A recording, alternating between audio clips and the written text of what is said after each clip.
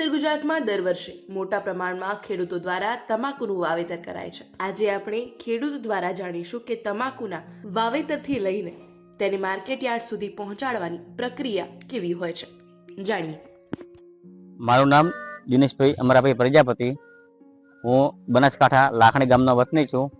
અહીંયા મહેસાણામાં હેડવા રાજગરમાં બાગાયતી ખેતી કરું છું। દિનેશભાઈ, આપણે તમાકુનું વાવેતર મહેસાણામાં મોટા પ્રમાણમાં થાય છે, હા। તો આપણે તમાકુની વાત કરીએ તો તમાકુની વાવેતરથી યાર્ડમાં જે પહોંચાડીએ એની આખી પ્રોસેસ શું હોય છે?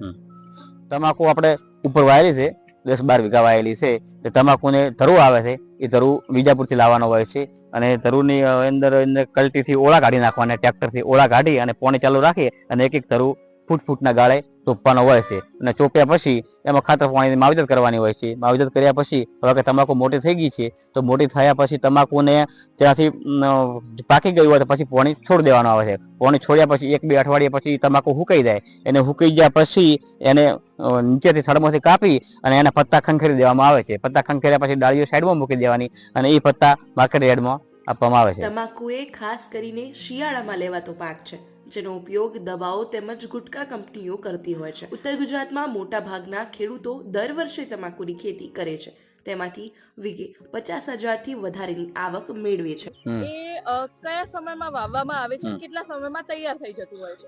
તમાકુ શિયાળામાં વાવવાના આવે છે। શિયાળો ચાલુ થાય એટલે તમાકુ ચોપવાનું ચાલુ થાય છે અને શિયાળો એન્ડ થાય એટલે તમાકુ લેવાનું ચાલુ થાય છે। એટલે 4 મહિનાની ખેતી હોય છે તમાકુની।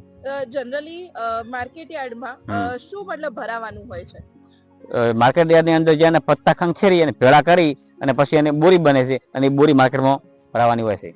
માર્કેટ યાર્ડમાં દર વર્ષે જનરલી સરેરાશ શું ભાવ ચાલતા હોય છે? માર્કેટમાં તમાકુના ભાવ 1,000 થી 3,000 સુધી હોય છે।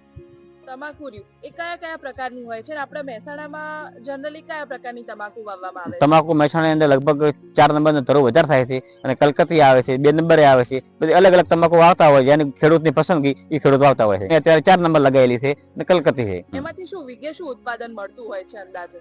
તો તમાકુમાં વીઘે 40-50 હજારનું ઉત્પાદન મળે એક વીઘે, તો સારી થાય તો। તમાકુમાં કયો રોગ ને આવતા હોય છે અને એમાં શું ધ્યાન ને રાખવાનું હોય? તમાકુમાં કોઈ રોગ આવતો નહીં। તમાકુમાં કોઈ ઈયળ ના પડે, કોઈ મચ્છી ના પડે, એવું તમાકુમાં લગભગ રોગ હોય નહીં। દર વર્ષે ખેડૂતોને 1,000 રૂપિયાથી લઈને 3,000 સુધીના તમાકુના ભાવ મળી રહે છે। 1 વીઘાની તમાકુમાંથી ખેડૂતો 50,000 જેટલી આવક મેળવે છે। આ તમાકુ માર્કેટ યાર્ડમાંથી ફેક્ટરીમાં જાય છે, ત્યાં તેનું ચારણ કરવામાં આવે છે અને આ ચારણ કરેલી તમાકુને ફરમાસ કહેવાય છે। આ ફરમાસમાંથી બીડી, ગુટકા તેમજ દવાની કંપની નિકોટિન પણ બનાવે છે। રિંકુ ઠાકોર, લોકલ 18, મહેસાણા।